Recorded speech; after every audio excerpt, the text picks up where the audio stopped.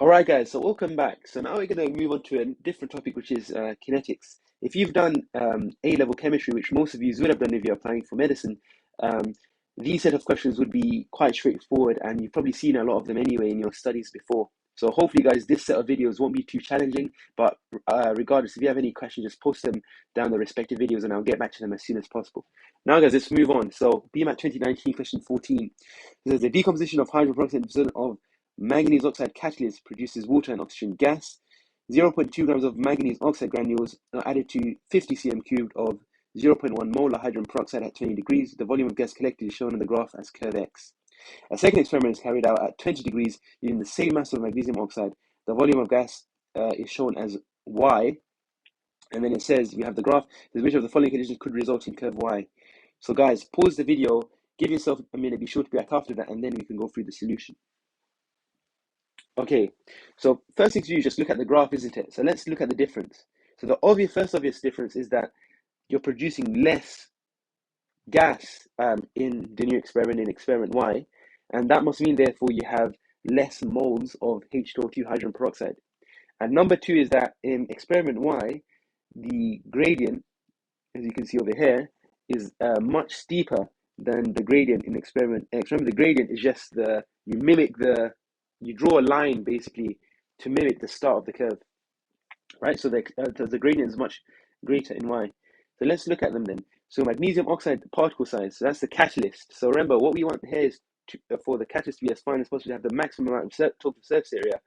So you have more active sites basically, so that actually can happen faster. So rather than granule form, which is what they had before, what we want here is we want powder form. So we want any one of these. So it can't be therefore D and E now. Let's skip volume. Let's go on to concentration. Concentration, we want to up on that, isn't it, to make it go as fast as possible. So before the concentration was 0.1, so we want anything greater than 0.1. So that means now we want basically 0.2. So from that we can knock out C then. And now the last thing is the volume of hydrogen peroxide. What volume of hydrogen peroxide are you going to use? So to figure this one out, we know for a fact it can't be 0.2 because if so, sorry, it can't be the one with 25 because if you do the maths basically, if you times 50 times 0.1, it's going to be 5, and 25 times 0.2, that's also so that one also is going to give you 5. That means you're basically going to have a same amount of moles as H2O2, and therefore you should have the same moles of gas, and therefore the curve should level up at the same point, but it's not.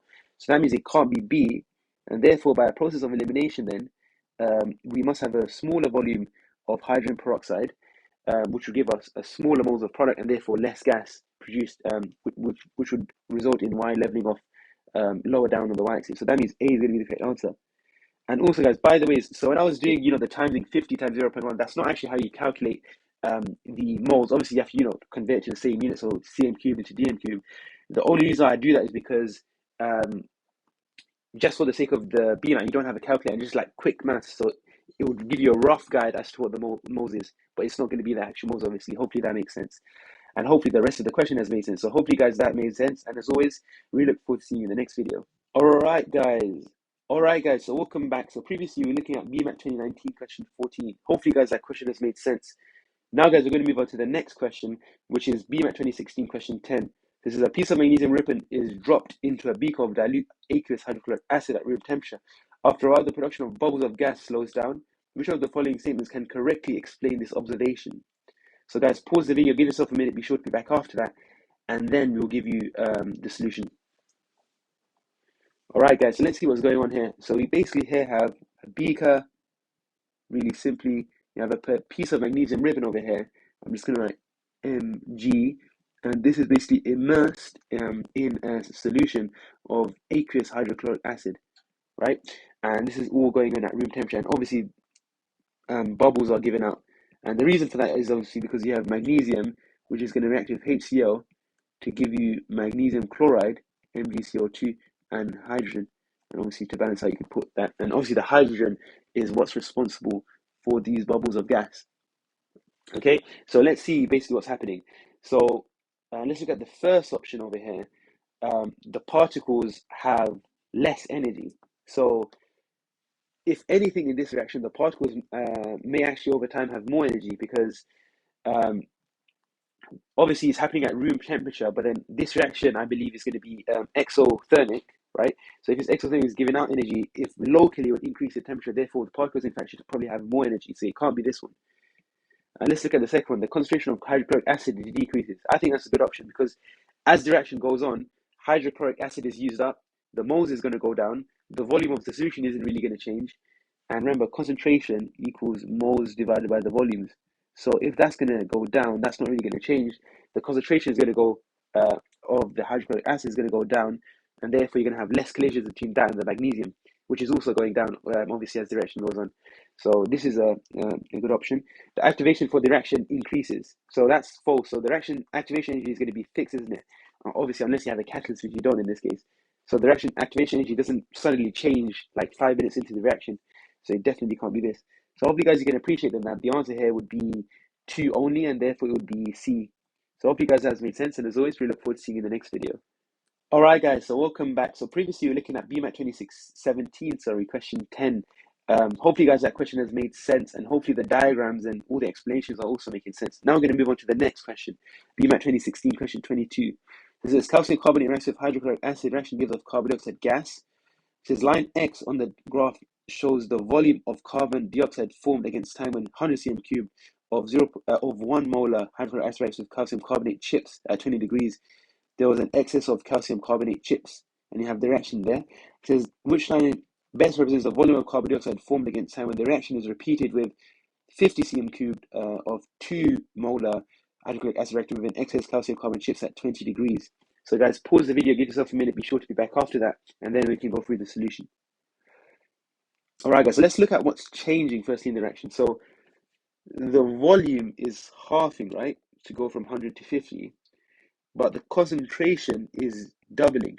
So that basically means that if you do the, as we done with one of the previous questions, you get a rough estimate of the number of moles of um, product you can get just by timesing the two. Obviously, that's not the accurate way of calculating moles, but just roughly you can get an idea. So 100 times 1 is the same as 50 times 2. So that means the graph should be leveling, you should be forming the same amount of product because you have the same amount of reactant. And therefore, the graph should be leveling off at the same level as X. So that basically means it's either B or C. The next piece of information you have here is that the concentration is doubled. And if the concentration is doubled here, that means that the initial rate must be faster. So the initial gradient must be higher. And that's obviously provided nicely by B, isn't it? So that means we can knock out C. And that's pretty much it. The temperature was kept constant. So that means B is our winner here. So B is going to be the correct answer. So hopefully, guys, that has made sense. And as always, we look forward to seeing you in the next video. All right, guys, so welcome back. So previously we were dealing with BMAT 2016 question 22, very similar to some of the previous questions we've got. And hopefully, guys, you're getting used to these graphical representations of rates of reaction because these are very common when it comes to the exam. Now, guys, we're going to move on to the next question, BMAT 2015 question 18. So the reaction between gases S and T occurs according to the following equation.